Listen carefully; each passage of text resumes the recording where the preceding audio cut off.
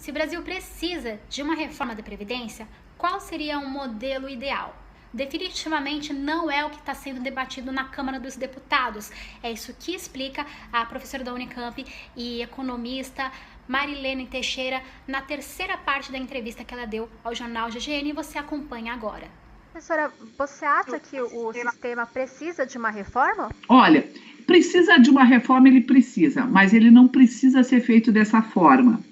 Primeiro, ele pode ser feito de forma mais ponderada e mais longo prazo, porque nós não estamos com nenhuma situação de desequilíbrio imediato nesse momento.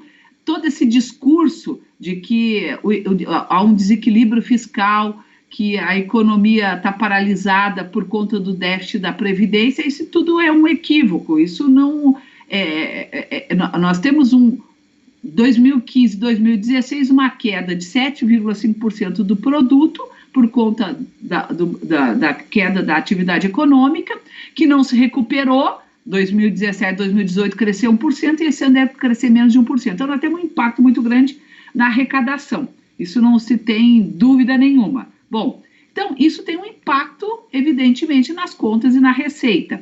Isso só vai se recompor quando a economia voltar a crescer. Bom, o que acontece? Mas nós temos, evidentemente, uma situação que todos os países desenvolvidos já enfrentaram.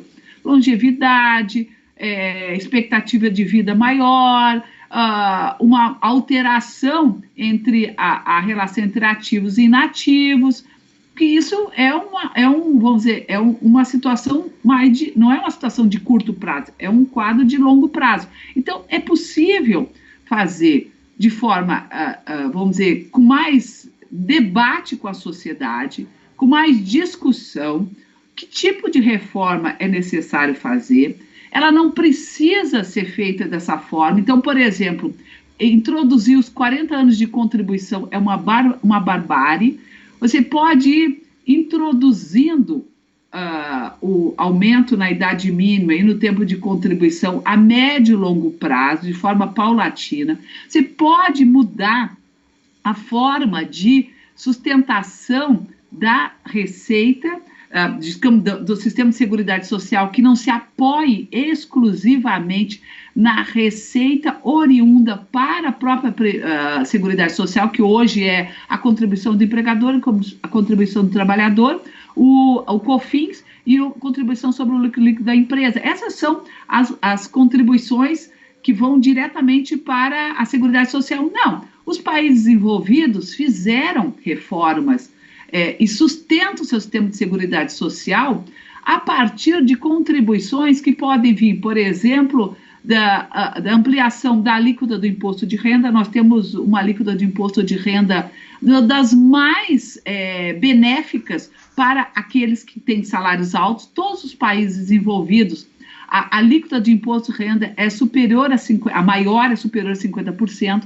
Nós temos cálculos que mostram que irmos a alíquota dos salários menores e ampliarmos a alíquota dos salários maiores, você aumenta substancialmente a capacidade de arrecadação e tu pode transferir esses recursos para o sistema de seguridade social.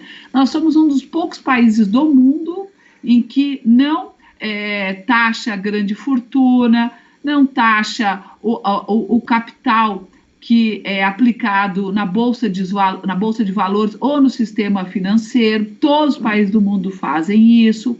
Então, o nosso problema é que nós temos um equívoco muito grande, porque a nossa tributação está toda voltada para a tributação indireta, que afeta mais as pessoas que vivem de salário, que são os impostos que estão incorporados no nosso cotidiano, né, nos produtos, alimentos, etc., que é o IPI e o ICMS. Então, nós temos uma tributação muito regressiva. Quem paga mais é o que ganha menos, e quem paga menos é que ganha mais, são os que ganham mais. Porque, por exemplo, eu compro 1 quilo de arroz, eu pago a mesma coisa se eu recebo um salário mínimo de imposto que alguém que tem um salário de 10, 20, 30 salários mínimos. Então, nós temos que alterar isso e temos que introduzir uma carga tributária mais progressiva e basicamente sobre o capital e sobre a renda de que tem quem oferece salários maiores. Então, quem recebe salário de 200, 300 mil por ano, paga um imposto de renda ridículo na comparação com uma pessoa que recebe de 2 a 3 salários mínimos, né? Agora, isso significa ter capacidade de enfrentar isso, ousadia, fazer um pacto na sociedade para que isso possa ocorrer.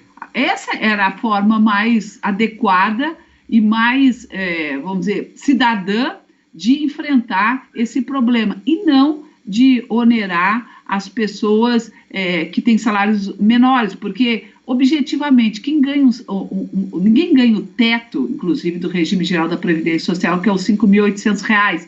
Se você for observar os dados estatísticos da Previdência Social, vai perceber que 0,5% recebe R$ 5.800, porque nenhum cálculo chega ao teto, inclusive. E outra, R$ 5.800 não é nenhuma fortuna, não pode, como é que é possível considerar uma pessoa rica que recebe R$ 5.800 por mês? Assim, isso é um absurdo. A média dos benefícios, inclusive, gira em torno de R$ 1.300, porque, inclusive, é isso, a maioria das pessoas neste país recebe entre 1 e 2 salários mínimos. Esse é o perfil da classe trabalhadora. Quem tem oportunidade de ter um salário mais alto, porque está numa empresa mais estruturada, que tem, inclusive, plano de previdência complementar. Então, se ela é do regime geral da Previdência, a iniciativa privada, ela se aposenta com R$ 5.800, ela complementa o seu benefício a partir de um plano de previdência complementar que provavelmente a empresa onde ela trabalhou a maior parte da vida oferece. Porque hoje as grandes empresas, como forma de reter talentos, elas descobriram que não é só por meio do salário que elas conseguem atrair os melhores profissionais.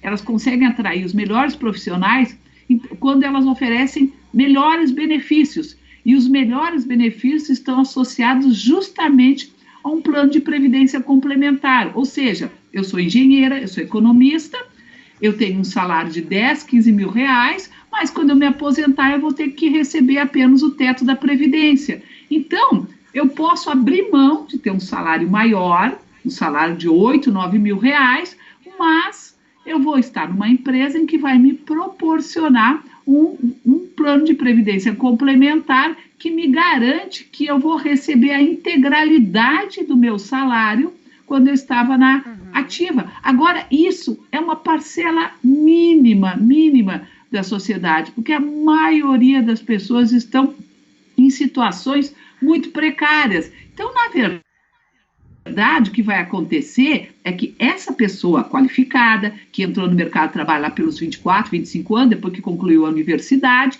ela vai chegar aos 62, 65 anos, tendo inclusive completado os 40 anos de contribuição, sim, e ainda por cima com uma previdência complementar que vai lhe garantir um salário adequado e digno para o resto da vida.